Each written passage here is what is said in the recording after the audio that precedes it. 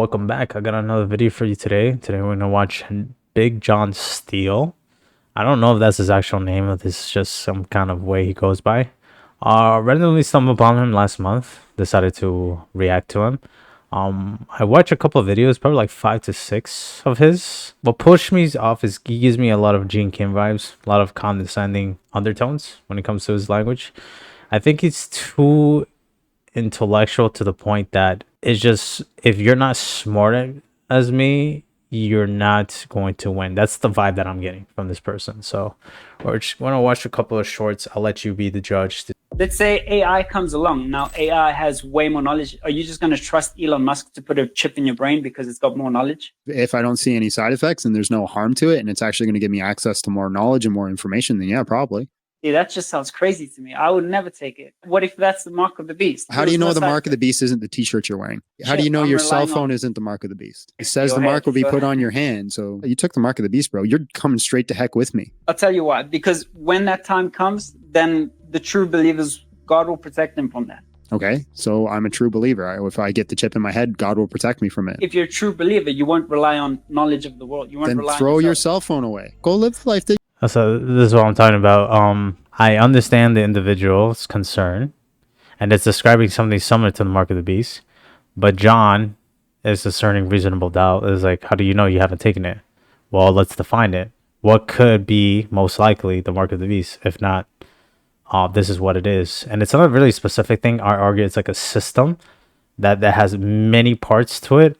We're not going to get into that discussion. Probably do like a later video about that. But nevertheless, on topic. What is the mark of the beast, John? If you're not really here to define, are you really going to brush away somebody's concern?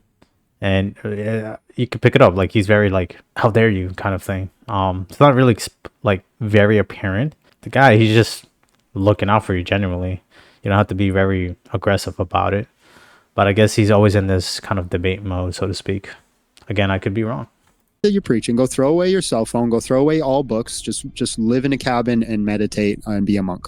He's not even saying technology overall. I mean, he's just saying like mark of the beast. I mean, I get it, Neuralink. You're implanting something that is very, very suspicious. You shouldn't be very reluctant to do so. But so, what about the libraries at the Vatican?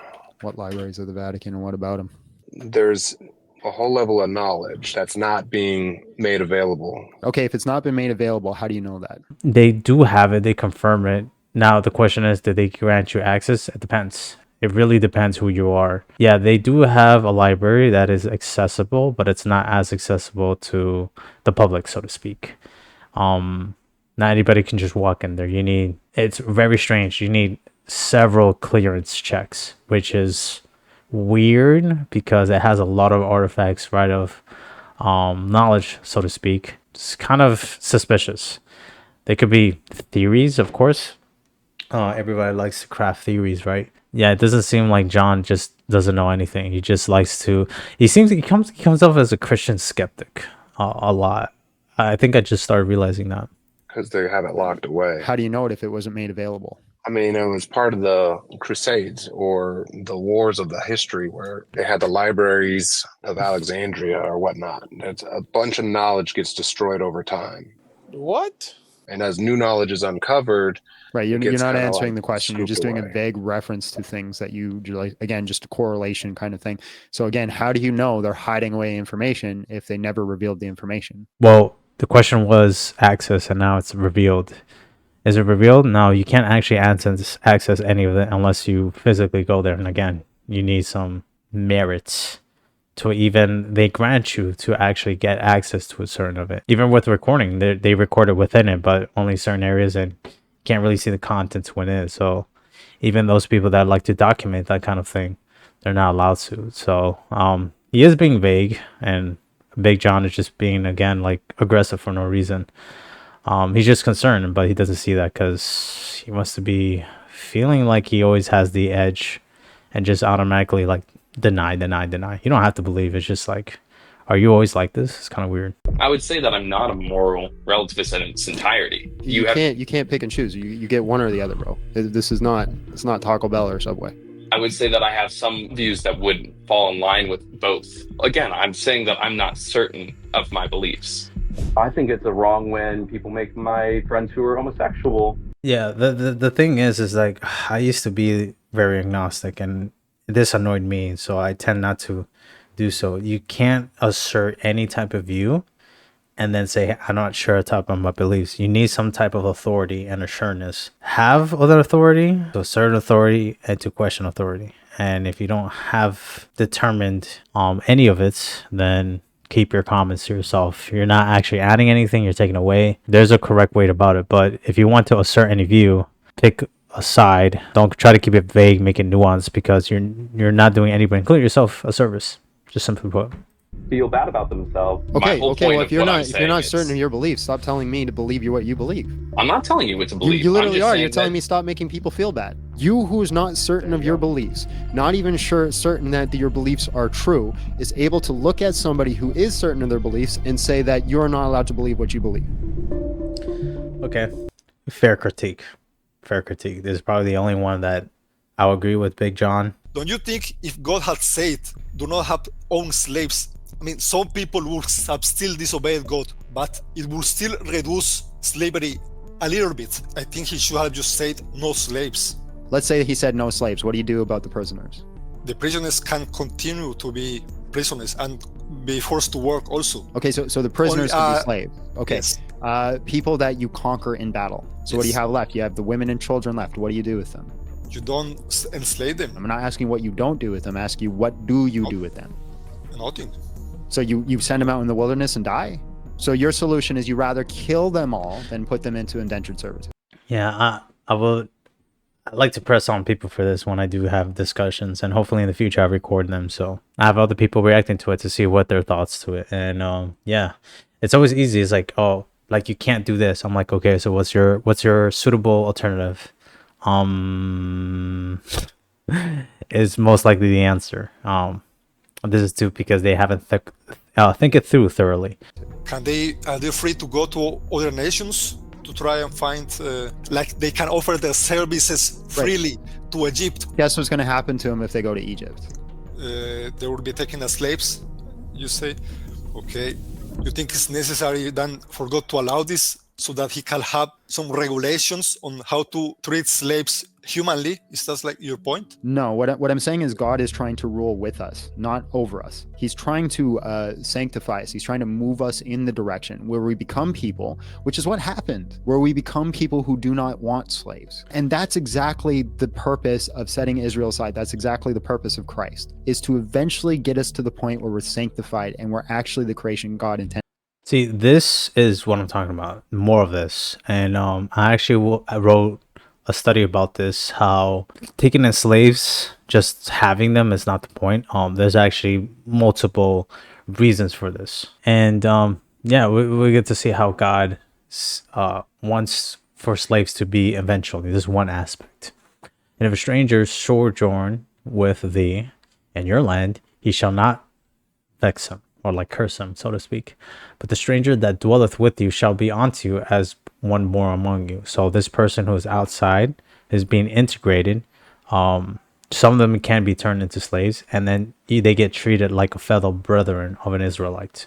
Same thing that's being applied here, that when God redeems us, we become brothers and sisters in Christ. So same concept.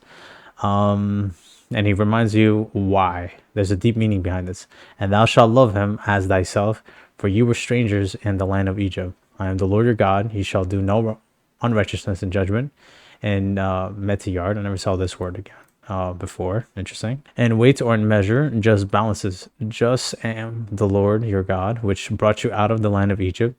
Therefore shall ye observe all my statutes and all my judgments, and do them. I am the Lord. So there's actually some rules and regulations that if somebody wants to be a slave, or you take them as slave, that it's not an indefinite thing.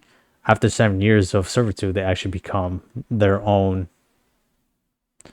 Israelite, so to speak, and they be integrated. And so the whole entire book of Exodus is God literally delivering us out of bondage in its absolute form. And yeah, he is right on. We actually do become part of the divine council.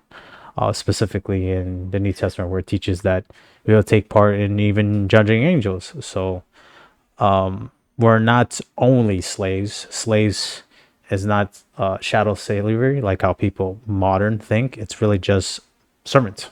It's just another way to say servant of God. Yeah, there's this thing where God came to serve for us and to show that we should serve one another, and because that's also an expression of love. So God freeing us and then we become servants slash slaves of God is our thank you for you freed us, you become our master, you become our God, so let us serve you and do the things that please you, just like he does things that for his own pleasure. God speaking. So yeah, really good. I actually like this part. I wish it was like more frequent rather than what we saw earlier. The standard of what we're supposed to be is in Genesis 1. There's no slaves in Genesis 1. This is part of a fallen, sinful world that eventually happens. Then God comes down, meets us on our level, and guides us into that. This is why the law, right, is fulfilled with Christ on the cross, because the law is no longer relevant. It's not a moral standard for all time. It was virtue ethics that were given to those people at that time to guide them to Christ, for the law of the prophets is for Christ. Christ comes, he fulfills the law, it's brought to an end, and then we start becoming these people that don't want that.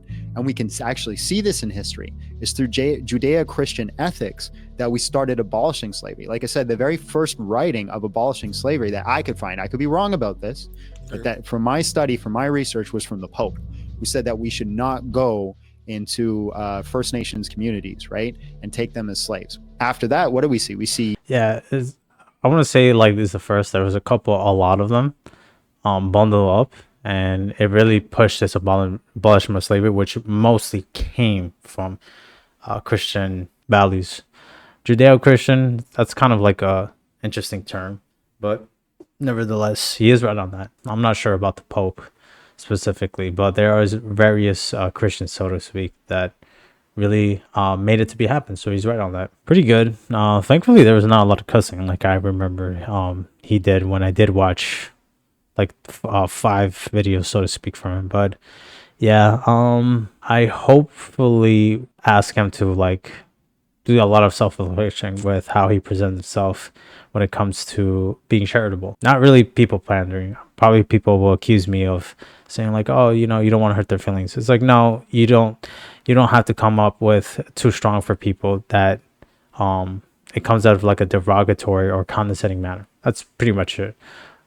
Just like a kid, sometimes they struggle with learning, so you know, go at their pace and just not be like impatient with them, so to speak, and frustrated. So that's really I just want to say. So don't really want to drag this out. That's pretty much for this one. So thank you for watching, and as always, take care and stay blessed.